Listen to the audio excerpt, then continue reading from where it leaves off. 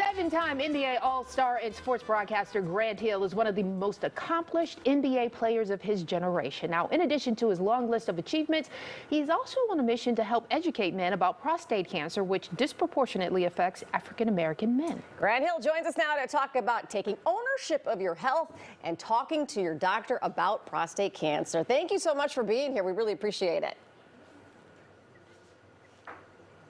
Yeah, no, thanks for having me. And you just made me hungry talking about apple cinnamon rolls and coffee. Tell me about it. Oh, sorry, it's lots in studio. But let's focus on you and your health. What got you starting this conversation? Yeah, no, thank you. For me, really hearing about prostate cancer, learning about it, and how it disproportionately impacts African-American men.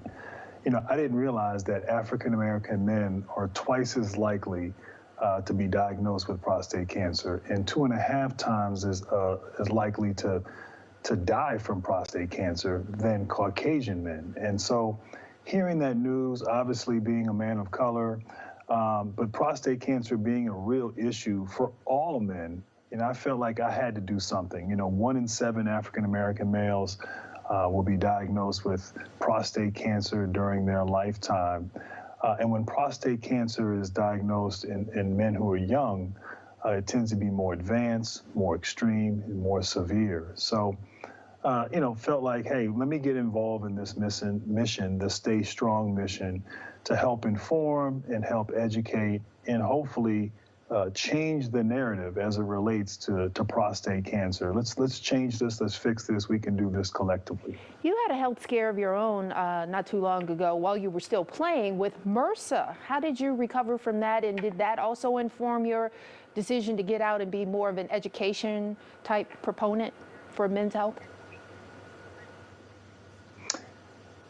Yeah, no, definitely. I mean, I had MRSA issue. I went septic. Just went through a number of things throughout the course of my career, that ultimately being the worst of them all.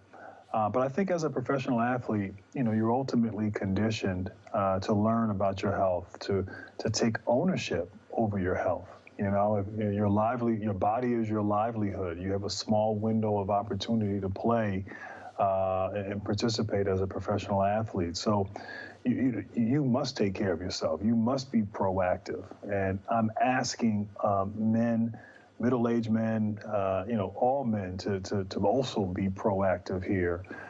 For some odd reason, we as males don't like to go and get checked. We don't like to go and get physicals. There's yes, you probably know very well. There's I don't know if it's a stigma associated with it, or I know sometimes if nothing's wrong, then why should I go get checked? And even if something is wrong, I can get through it. I'll be okay. And we have to change that behavior. We have to be proactive. We have to go get checked, learn about it, and find out about different treatment options if that's the case. But I also need you. I need women. I need the ladies out there to help me with this. I know my wife of 22 years. I know, men with daughters, men with mothers, significant, whatever the case may be. Sometimes we need a little nudge, to go and do the right thing and get checked. And yes, exactly. So, the consequences, life and death. Yeah. And so it's preventable. And so I'm encouraging men and women to help us out along the way. Well, I often wonder, too, us women, we all talk about our lady parts and what's going on all the time. Do men not do that? And why aren't they doing that?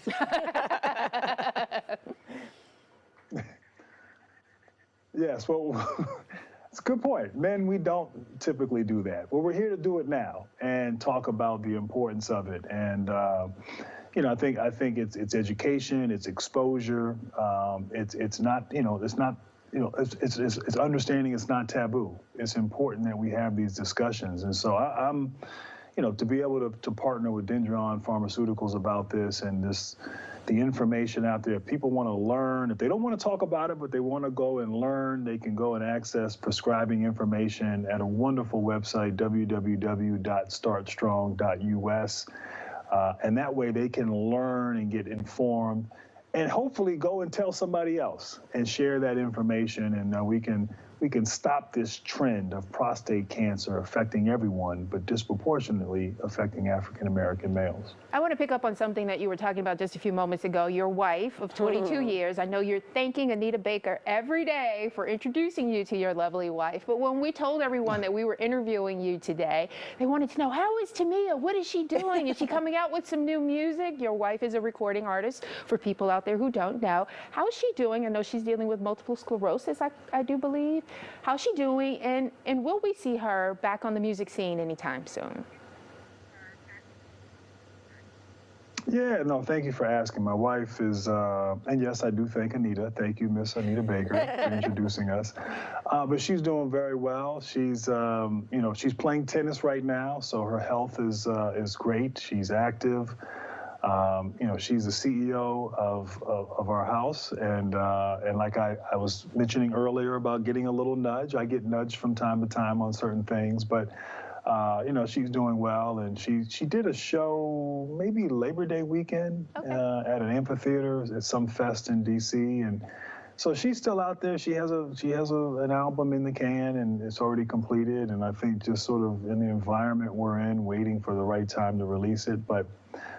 She's still singing. She sings around the house all the time, and every once in a while I'll accompany her on the piano, and her singing makes my piano playing sound better. So, but nah, she's still doing her thing, and just has a lot more creativity to offer. All right, beautiful couple. Yeah, there, Grant Hill. cute. Thank you for joining us this morning, especially with your message to men. All you men out there, listen to Grant Hill. That's right.